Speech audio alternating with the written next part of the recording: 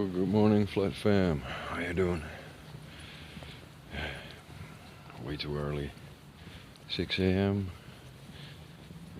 I went to bed just after FE initiative, so I'm kind of tired. Well, another long day to go.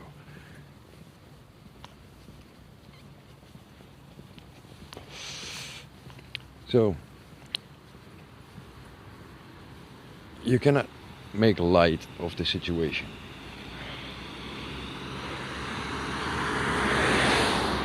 People always think everything is explained cut and dry. Well, I try to keep it simple, but it's not. When you have a cake, you cut it too early when it's hot. It's not a perfect cut unless you got a real sharp knife. But when it's too old and too dry, it all crumbles underneath your fingertips.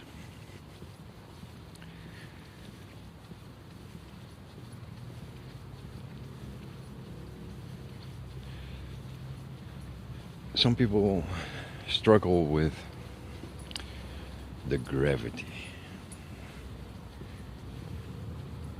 Is it a force? Is it not a force? I think it's an end result. You got all these particles in the air that's charged, have different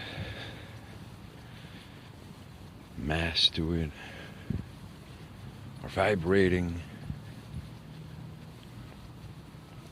And to ignore the fact that, there's a column of air above you pushing down on you,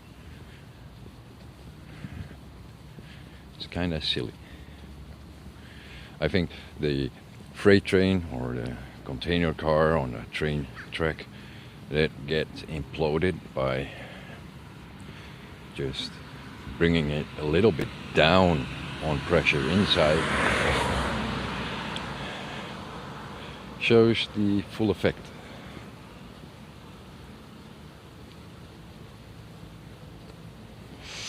Of course, you can say, well, yeah, but you're being pushed on all the sides by air. Yeah. But most of it is above you. So how does it push down? Why don't you float up? Well, I already explained. That's the layer cake. But everything has a charge. So if the ground is negative, you stick to that ground. That's why they say be positive. Yeah. I think up there's another layer, you got layers upon layers. That's why you have sprites. There's another layer or above. It's again different polarity, so the energy goes up.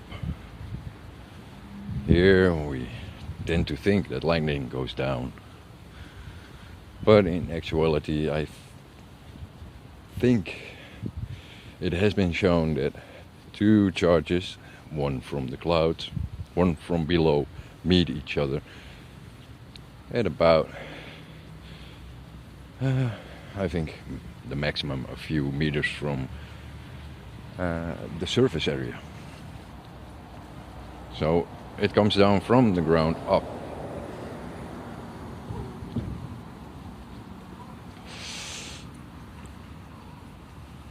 But everyone is like, yeah, but there's no electricity, there's no static. Yes, there is. Pet a cat. Rubber balloon or whatever. They're static, and everything can be static. And I think everything in the sky has a different charge. That's why it's up in the sky. And then you got layers of charges, and you can measure, I think, you know, the amount of energy potential in volts or whatever. But I think it's the polarity that matters, which makes the layer cake, and thus the sensation of gravity. I don't know how much gravity you should put in this talk, but to me it makes sense. I don't know why, it just does. But for all the information you need, I think the basics of chemistry, coupled with some physics, you know, electronics and stuff, magnetism, electromagnetism, and a periodic table of elements, you know, extended to properties with different thermodynamic states, I think would get you a long way. Anyway, gotta go.